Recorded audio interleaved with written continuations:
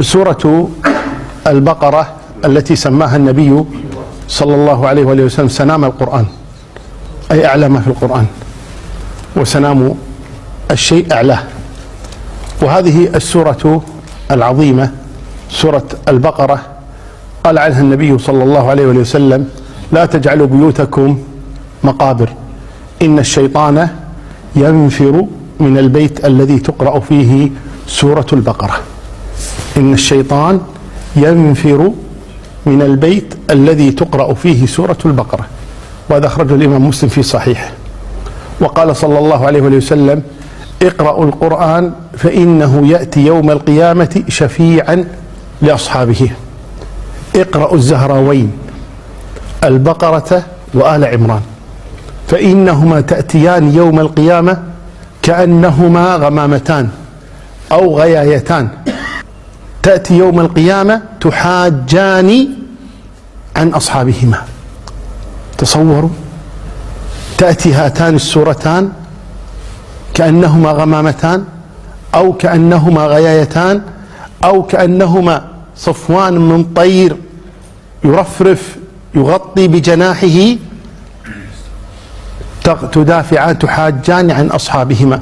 اقرأوا البقرة فإن أخذها بركة وإن تركها حسرة. فإن أخذها بركة وإن تركها حسرة ولا تستطيعها البطلة. البطلة هم السحرة، لا تستطيعها البطلة أي لا تستطيعها السحرة.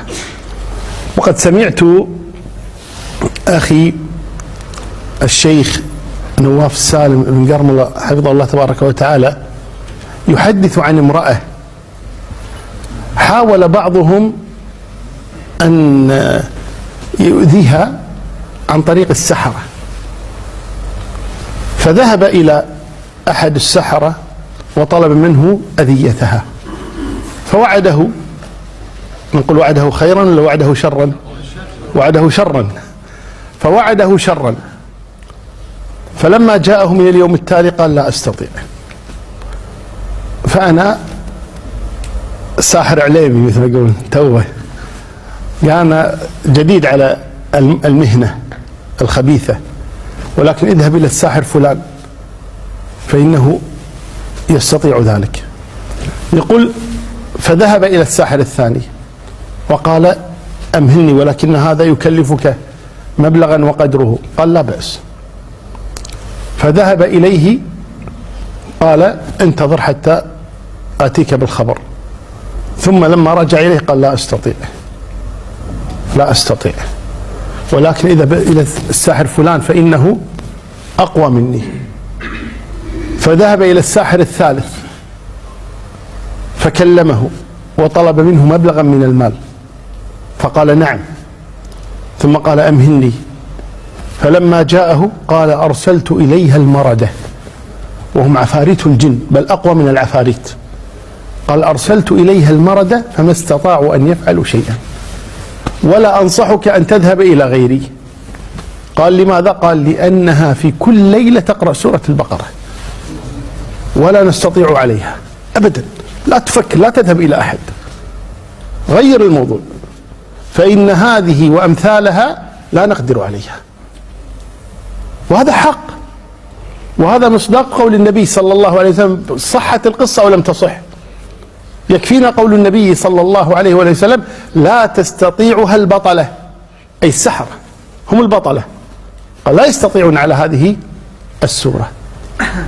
وجاء في فضل آيات من هذه السورة كما في حديث ابن عباس عن النبي صلى الله عليه وسلم أنه بينما هو جالس مع أصحابه صلى الله عليه وآله وسلم إذ نزل إليه ملك، أو فتح باب من السماء فنزل إليه ملك فقال: يا محمد أبشر بنورين أوتيتهما لم يؤتهما نبي قبلك، سورة الفاتحة وخواتيم سورة البقرة، فإنه لم يقرأ أحد بشيء منها إلا أوتيه.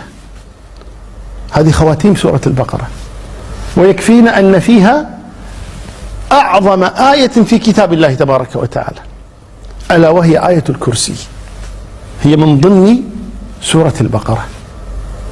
هذه السورة العظيمة التي هي سنام القرآن كما أخبر عنه النبي صلى الله عليه وآله وسلم، هذه السورة العظيمة ينبغي على المسلم أن يحرص على قراءتها وفهمها وحفظها وتدبرها وتكرارها وقراءتها في البيت، فإنها سورة مباركة، وكل القرآن مبارك.